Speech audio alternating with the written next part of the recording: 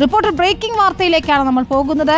MV ഗോവിന്ദനെ CPIM സംസ്ഥാന സമിതിയിൽ പേരെടുത്ത് വിമർശിച്ച് P ജയരാജൻ. RSS സൗഹൃദ പരാമർശത്തിലാണ് ജയരാജന്റെ വിമർശനം.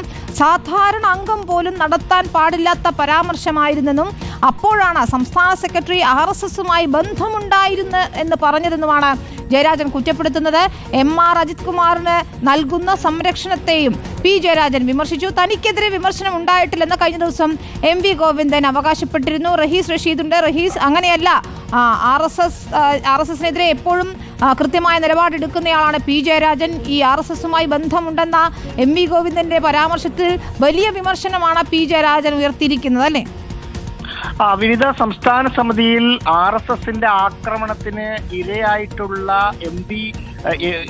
P ജയരാജൻ വലിയ വിമർശനമാണ് MV ഗോവിന്ദനെതിരെ നടത്തിയത്.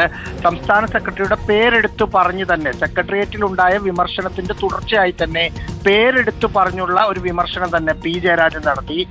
RSSുമായി ഏതെങ്കിലും ഒരു കാലത്ത് സൗഹൃദമുണ്ടായിരുന്നുവെന്ന് പാർട്ടി സെക്രട്ടറി അല്ല, ഒരു പാർട്ടി അംഗം പോലും പറയേണ്ടാത്ത, ഒരിക്കലും പറയരുതാത്ത ഒരു കാര്യമാണ്. അപ്പോഴാണ് പാർട്ടി സെക്രട്ടറി തന്നെ മാധ്യമങ്ങൾക്ക് മുന്നിൽ അത് സ്ഥിരീകരിച്ച് രംഗത്ത് വന്നത്.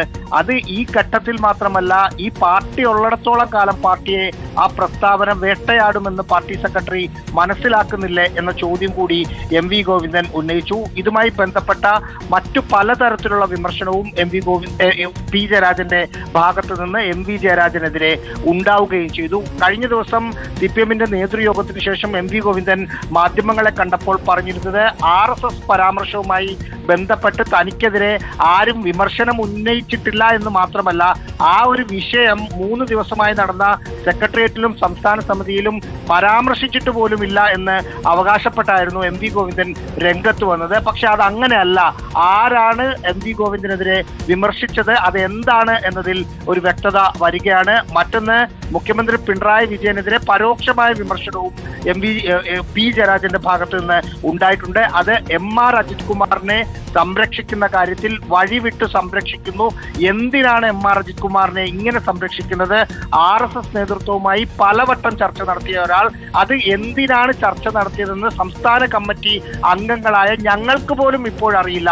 എന്നിട്ടും MR അജിത് കുമാറിനെ സംരക്ഷിക്കുന്ന നിലപാട് സർക്കാരിന്റെ ഭാഗത്തു നിന്ന് ഉണ്ടാകുന്നത് ശരിയല്ല എന്ന് പറഞ്ഞത് ഒരു പരോക്ഷമായി മുഖ്യമന്ത്രി പിണറായി വിജയനുള്ള ഒരു വിമർശനമായി കൂടി കാണാം വിനിത.